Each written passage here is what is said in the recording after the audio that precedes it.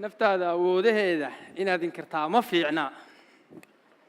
aqoontiya garashadaada inaad aragtooda ogaatid oo anfaacsatid baa habboon haddaad caqabada abuurto adigu rajadaada awdid amuur lala yaabo weeye wuxuu rabbi ku abuuray ama wayfka aad u timi ujeedadu may ahayn inaad iska aamusnaatid khayrkaana adeeg ka dhowrtee ilayska naftaada daaro talow ilayska sidaa loo daartaa waxaan idiin hayaa dee dadkii oo dhan soo maray oo waxa weeye marwada 10 ka u dhigmaysan soo maray dhalinyaradii baa hadhay hal qof baa hadhay iisamra oo dhalinyarada ah waxa weeye burburka dhacay ee laga sheekeynayay iyo caqabadaha faraha badnaa qof isna ku guuleystay in uu noloshiisa ka soo qaado xagxagasho kuna gaadho caalami oo uu gaadho heer uu lecturada ka jeediyo iyo mawaadiicda dhiirigelinta nafta ka jeediyo jaamacadaha waaweyn sida jaamacadda Ashar Turki geeska Afrika oo dhan macahad arrinta ku takhasusayna sameeyayba aan idin kala baxo maxamed cumar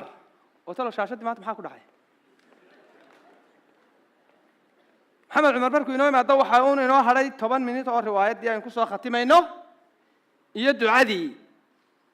iyo xaalkii dee nabadgelyada iyo mahadnaqi inta yar noo samraa aad baad u mahadsantihiin waxaan doonayaa shaashadii aniga haysanaa ya duruufuhu ma sameeyaan way soo saaraan maxamed cumar hala soo dhaweeyo waa nin wadankii ku barbaaray oo aan meel looga bixin laakiin caalami isgaarsiiyay waa kan iska qabta maxamed cumar السلام عليكم السلام عليكم السلام عليكم أنا محمد عمر بانهاي waxaan idin sheegi doonaa qiso waxaan rajeynayaa inaad qisada ka dhaxasho naftaada waxaan ka sheekeynayaan rabaa sheekada laftigeega inaad adigu iska dhaxasho I want you to find yourself within my story. Anigu waxaan doonayay inaan ku bilaabo arrintan ka warramaya afartaa su'aalood. I don't want you to look at that, laakiin waxaan rabaa afartaa inay noqoto salkaan ka guuraya, meeshaan ka dhaqaaqaya. Number 1, duruuf iyo xaalad iyo arrin aad u kakano adagi qofka maaha waxa sameeya duruuftu qofka ma samayso laakiin waxay soo saartaa qofkani cid uu ahaa arinta labaad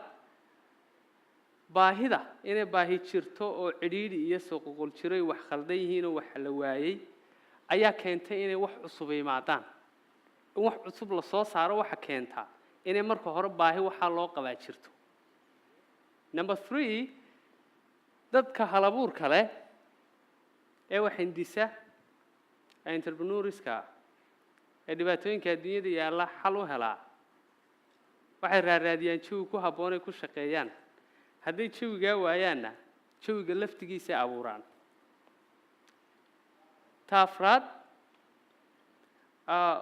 dadka dreamska iyo riyooyinkii yool leh qof meel u socdo wax hiigsanaya hadduu jiraba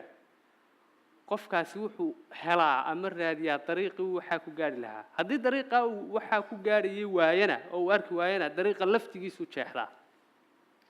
afartaas waxaan uga duulayaa in qofka sidii cabdi bila sheegay meel sare u socda aan gidaarna soo celinayn haddii dariiqii loo maray aanu jirin isaga dariiqa samaysanaya haddii jawi ku habboon oo ku shaqeeyaa ay jirin jawiga laftigiisii buu abuuranaya isma dhiibayo mana joogsanayo ma calaacalayo xaaladda iyo duruufaha iyo dalka burburay iyo roobka iyo abaarta iyo waxa ma canaananayo wuxuu qaban karo qabanaya anigu waxaan dhashay waan ku beegmay xilliyo duruufo dagaal oo kadeed iyo cidhiidhi badan jiraan dadku dareemayaan amni xumo iyo dhaqaale xumo iyo kadeed iyo culays badan qabiil la isku dilayo goorahaas ku beegneed gooriyaad adduunyada ku soo biiray guriga ay reerkiisa ma ku dhashay xil la dhasho xilligii ugu foosho xumeed Soomaali ahaan laakiin because jawiyadan kaaga sheekeeyay ee colaadda iyo daruuraha madow iyo rajo la'aanta iyo mustaqbal xumada iyo isnacaybka iyo isdilku jiro dee lama filayo qof qurux badan oo shaxshaxay inuu soo baxo soo ma maad filaysaa ma rajaynayo ninkii sabab u ahaa inaan adduunyada imaado ee aabbahay ahaa wakaa I love him intaa mid ka mid ah weeyaan he's one of the coolest dad waa ninkaa shidan ee waxoogaa yartimaa weyn lee fadhiya I hope you can see him isagaa i dhalay wuxuu maamulo ka ahaan jiray dugsigii boardingka ahaa ee camuud la odhan jiray intii ka dambeysay 1984 hooyaday buu guursaday oo reer boorama ahayd marka camuud baan ugu guurnay anaa was born there halkaasaan ku dhashaana xilligaan dhalanayay kadeed badan bay noloshu lahayd culays badan baa jiray waxa la wixii kaabayaasha nolosha la odhanayay oo dhan baa burburay wixii ugu weynaayoo qofi kor u hayn lahaa oo rajadiya ayaa meesha ka baxday laakiin waxaan doonayaa inaan wax yar ka taabto waa micno nuuceeyay leedahay inuu qofku dagaal ku dhasho inaad qof yar oo sabiya ahaato dagaal iyo mashaqo iyo kadeed dhexdii micno nuuceeyay leedahay kuwa waad iga dhex garanaysaa qiyaastii I'm one of the coolest as well like my dad ninkaa yar dhexda ku jiray shortiga xidhan ninkaa yar saa u cawlan maad is leedahay waxa dunyadu ka wararta ka soo socda out of nowhere ninkaa yari bal hadda xaaladii uu ku jiray waxbaan eegi doonaa jawigaasuu ku koray dagaalo iyo colaad la istilayo dadku qalab iyo qoryo ay naf ku gooyaan ay haystaan wax rajo ah iyo sabab aad rajo u yeelataa oo buurani aanay jirin aad u xanuun badan dadku inay isdhiibaan intay gacmaha fidiyaan yidhaahaan am over aan ciyaarteedii halkaasi ku dhammaatay ay tahay jawi noocaas oo kale ah ayuu ahaa waxbarashadii markii dib loogu noqdo kalaasyada iyo meelaha wax lagu dhigtaa way cabsi badnaayeen because macallimiintu ardayday qaraaci jireen inuu ubad jawi noocaayo ku soo beegmana waxaan u malaynayaa inaad dhadhansan karto qaraadhkii leedahay waa qaraadh waxaan filayaa dadkii iga horreeyey hadlay runtii qisooyinka xanuunka iyo dareenka iyo farxadda badan laynala wadaagay waxaan ka sheekeynayo iyagoo waaweyn bay arkeen laakiin qofka ila dareemaya waa qofka arkay isagoo yar oo naqan duruuf noocaasa schooling systemkii saasuu ahaa isaguna saddex un bay u kala baxeen dadkii dhallinyaradii xilligaa jirtay dad quusta oo dagaalada iyo colaadaha iyo kadeedadaa jira ku milma qaybo ka midana noqda criminal acts iyo dunuub faraha la galaa ugu dambeynna maamuladii yaree soo kackacaya xilliyadaasi ay jeelasha ku guraan qaar iyagu duruufaha intii saa u eegeen yidhi anagu waan isdhiibnay rajo iyo mustaqbal soomaaliya noo yaalla iyo somalilan iyo dhulkeennii ma jiro way ka dhammaatay nolosheedu xaggaa ilaahay dhulka luu joogaa badaha isku guray iyaguna saxaaraha iyo badda boqol iyo shan boqol ugu naf waayey iyo in intaa ka soo hadhay oo iyagu noqotay iska derbi jiif xamagta iyo balwadaha addicted ku noqday intaa waxaa ka soo hadhay dad tiro kooban oo intay sidaa duruufta u eegeen yidhi anagu isma dhiibayno no matter how bad it is or how bad it gets we're not going to stop haddaan arki weynay duruuf ku habboon inaan ku noolaano oo riyadeeda iyo aan ku rumayno adduunyada facayaga aana kula maalno wax hadday taasi dhici weyday we are going to make it annagaa samaysanaynaa si baan ula qabsanaynaa jawigan iyo duruuftan adagay jirtaan la qabsanaynaa markaanu la qabsanayn la barano sida loogu noolaanayana ugu dambeyn annagaa keenayna techniqueskii iyo xirfadihii lagaga bixi lahaa inta naga dambaysana waxaa naga ballana inaanay u dhibaatoon si aan u dhibaatoonay I was one of them ani inay intaasiba igu dhacaan hal shay baa iga badbaadisay and that was inaan helay hab fikir iyo maskax saxsan caawimadii hooyadii iyo aabbahay awgeed waa inaan kuu sheegaa qisaan iyo hooyadayna kala dhex martay hooyaday sidaad qiyaasayso dad dagaal iyo colaad iyo rafaad galay baan ahay I've been a refuge in my early life anuu qaxooti baan galnay oo meeliyaan deganayn iyo wixii baan ka orodnay laakiin my mother hal shay oo ballan qaaday ii samaysay ka hor intaanay dhibaatadaas dhicin bay ka rumaysay anu baaskiilkan aad u jeclaa markaan yaraa hooyaday waxa ballan qaaday inay baaskiil ii iibinayso iyadoon karayn bay tiri well waan samaynayaa wixii doonaana dhaco she bought me a bicycle baaskiilkii baan iskaga ciyaaraa as a child mid naga xoog weyn oo xoogaa nagu yar cawandadoon jiro oo naga weynaa baa jira jaarka waa la isku yar meesha waa ninkii xoog weyn baa reerka u haraya then anoo maalin baaskiilkii keligii wato laafiyoonaya because jawigaan ka sheekeynayay inaan baaskiil ku helaa it means something different I was enjoying life markaa de intuu soo qabto laba dharbaaxay dhibay buu baaskiilkii la baxsaday sidaad adiguba samayn lahayd baan sameeyay intaan yar ooyay baan hooyo ku noqday hooyo baaskiilkaygii bay qaateen markaasay igu tiri ku celi baaskiilkaygii bay qaateen go get the hell out of the house haddaad baaskiilkaagii soo qaadan weydo adoo wata soo noqon weydo guriga ma soo gelaysid that's what you do so sama samaysan mararka qaar I love it I wish inay hooyaday daawanaysa hadda gurigii baan ka baxay markaa waan yar ooyaa markaas ku leeyahay hooyo maalidii jeclay anigu igu daray baaskiil baad iga qaatay anigu igu daray adhow markaa waxay tiri no way guriga ka bax haddaad baaskiilka soo qaadan weydo ma soo gelaysid guriga waan baxay markaasaan isla yar hadloon idhi okay halkan ciyaartu taagantay maxaad samaynaysaa mucayda baad u tagtaa tiraa hooyayga sasab mayane ma intaad raganimo iska yar baadbaadhaad tiraahaa ni baaskiilkaygii waan u qalmaa waanan helaya waana soo qaadanaya mar keliyaan isla hadlay waxaan idhi I have to fight for what I want waan baxay ninkii baaskiilkayga qaato rag uu ka adagii ay dhex joogaan u tagay then markaas uu yidhi baaskiilkaygiisii markaasuu yidhi war adaan ku cuni baaskiil baan ka haystaa adigaan hadda ku cuni markaasaan idhi maanaadii cuni haa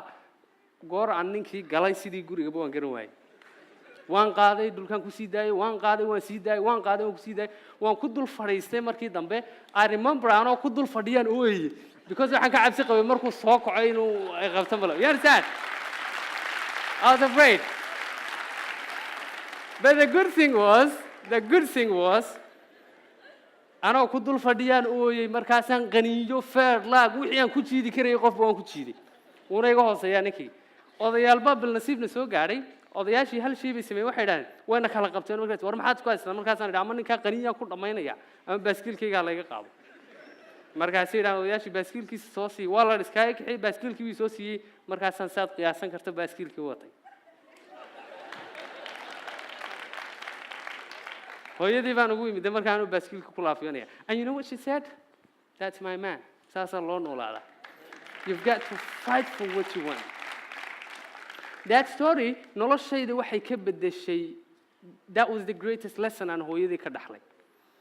waxay develop gareeyay resilience adkaysi iyo mayal adeeg hadday wax khaldamaan oo duruufo iga hor imaadaan oo nolosha iyo dadku iga adkaadaan inaanan istaagin oonan aqbalin duruufta laakiin inaan u dagaalamo oon joogo oo intaan lugaha aasto waxaan doonayo gowsaha caqabadaha iyo duruufaha kala soo dhex baxo that's what I've learned sababtaas ahayd markaas sababta aan ii saamaxday inaan duruufaha iyo waxa aan dhex mariyay u adkaysto oo maskax saxan u helo intaa waxa dheereed intaa bahay ku daray isaguna laakiin waqtiga gaaban waan koobaya intaa kadib markaan duruufihan ku noolaa arkay waan la qabsaday waxaanan qiyaastay oon garwaaqsaday oon ku kalsoonaaday inay xaaladahan isbedelayaan and if they don't change I will anaa isbedelaya haddii iyagu isbedeli waayaan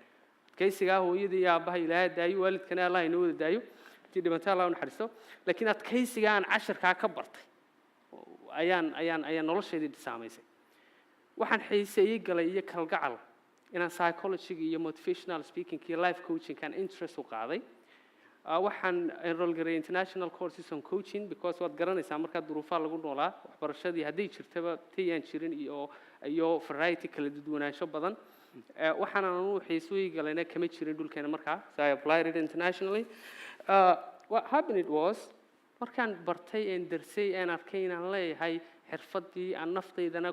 ku maamuli lahaa nolosheedana ku horumarin lahaa waxaan isiri okay you did yourself dadkii kale ee dhalinyarta ee colleagues ahaydeen aynaad nasiibka u helin baad u baahan tahay inaad ku caawiso iyagana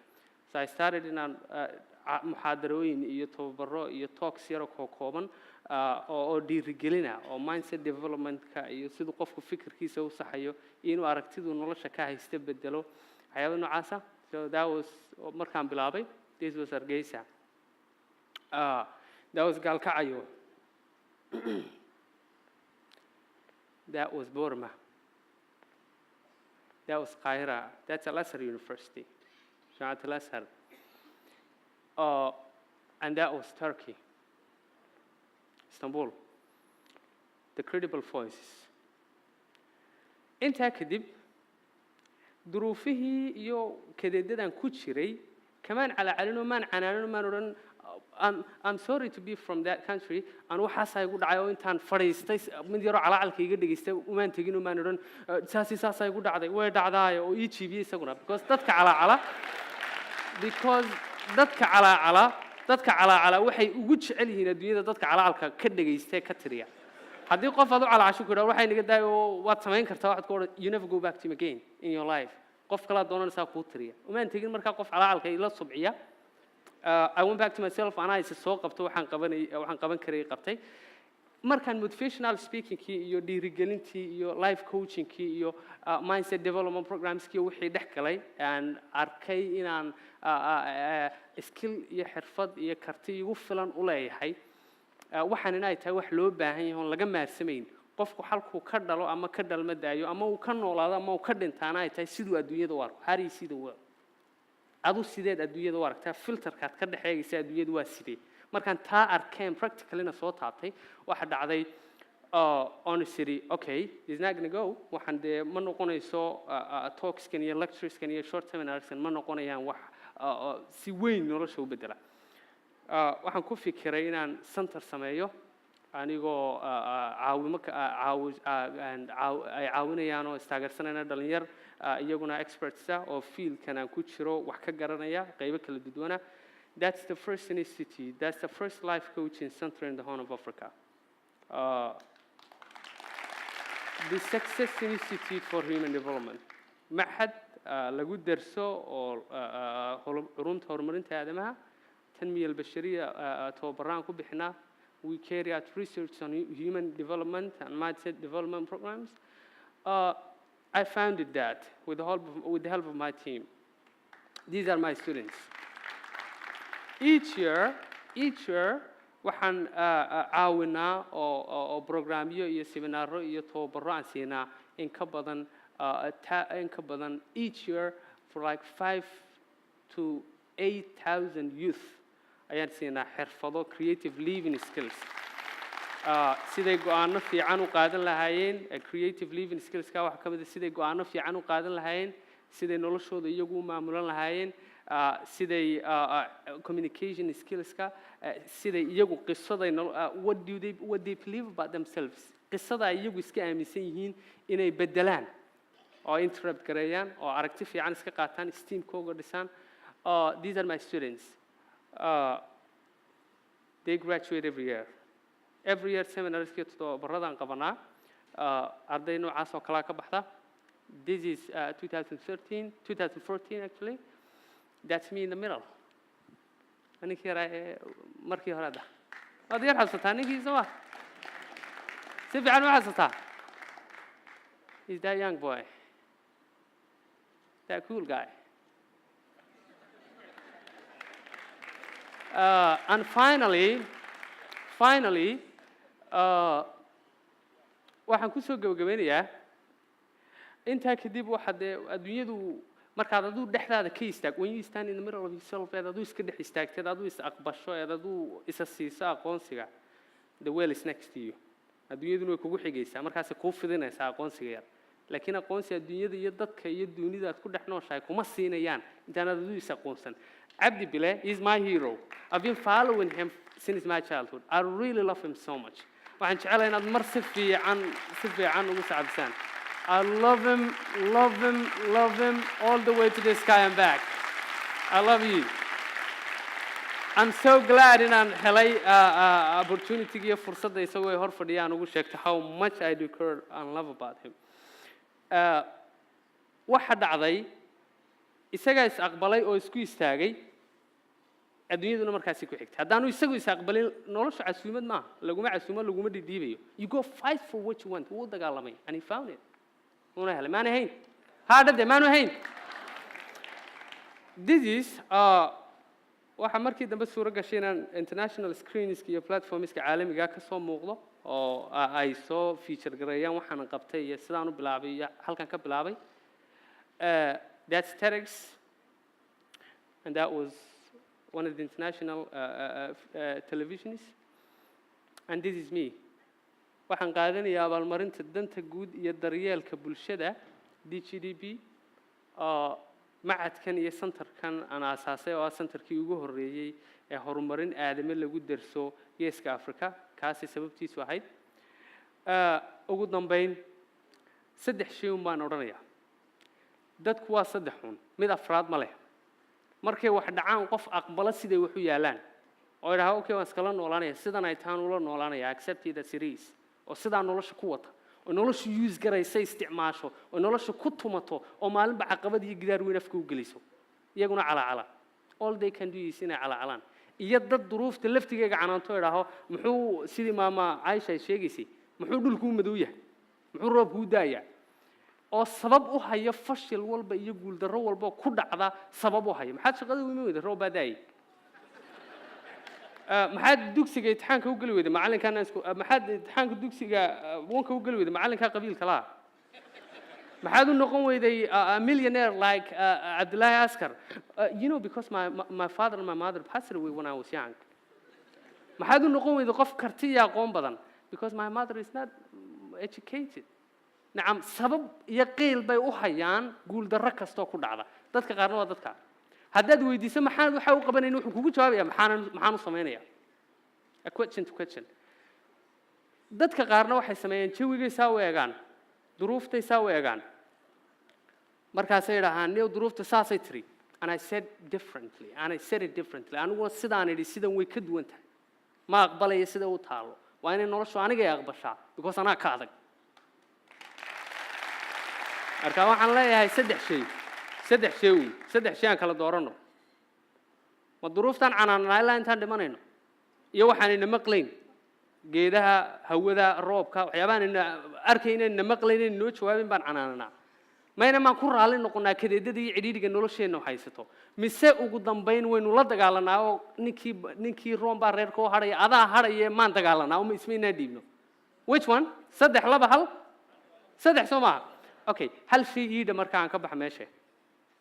waxaan tirin doonaa caqabadaha aniga igu dhacay adigana aan filayo inay kugu dhaceen ama qaar naga mid ilaa hadda ay ku jiraan sidaan kaga bixi karno ayaa inaan isdhiibine isma dhiibayo una adu idhaana wax tirinay inta ma iga filaan ya ma iga filaan ha sameeya okay marka qofka aad ugu jeclayd noloshu uu dhinto yaadu aad tahay qofka kaliya ka haray qofka inaad nolosha sii wadato waad kartaaye hee maxaa sababaya isma dhiibaya marka qofkaad jeclayd uu ka dhinto si aad nolosha u sii wadato waad kartaaye maxaad sameeyni marka shaqadii yareyd ee aad afkiga gacanta u dhaxaysay aad iska aaminsanayd inuu Ilaahay halkan rasiq dhigay laga eriyo waad sii noolaan kartaa waanad leedahay what it takes to go to another job or what it takes inaad shaqada ka weyn abuuratay maxaa ku geenaya halka marka dadku ka soo wada horjeestaan ay ku yiraahdaan waxaanad ka waramaysaa maaha suuragal waxaad la shaawiraysaa cid kale ay dadku u haystaan riyooyinkaaga iyo waxyaabaha ku hamiyeyso waxaan suuragal ahayn waad kartaa sidii milyaneerkeen oo kale maxaa halka ku geenaya mar kaliya inoo dheys ma isma dhiibayo aniguba ismaan dhiibin adiguna is dhiibin and finally waxaan rabaa qof walba in yar baa ka saran oo ka dhiman mid walba inaga mid in yar baa Ilaahay ku darsado cidhiidhi iyo kadeeda Soomaa mu jira qof oranayaan way saaran tahay noloshiyo wax ma dhina ma jiro qof walba culays baa raacsan Soomaa culayska waxaynu aaminaynaa inaynu inagu ka sareyno inuu ka adagnahay adkeysigiisa iyo xirfadii lagaga baxay inay inagu jirto waxaad samaysaa please light care ku ag yaala wuxuu ka turjumayaa inaad adigu dhexdaada iyo gudahaaga light ka shido si aad u aragto kartiyaha iyo awoodaha badan ee ilaahay dhexdaada dhigtay ee uu ku yiri noloshan yar kaga adko ku maaree noloshaada laydka kor yar qabo laydka yar ku agi Allah dad awoodo kor u qabo intaan waa goolinina iyagoo is qabtaan adiga gacantaada kala qabo adoo laydka yar hayo waxa tiraahdaa anu isma dhiibayo aniga daba dhahay isma dhiibayo ana nolosha ka adag ma quusanayo ilaahay bay la jira waan haystaa waddan ku noolaanay ana ka adag caqabadaha ima maamulayaan thank you so much I love you so much thank you so much I love you السلام عليكم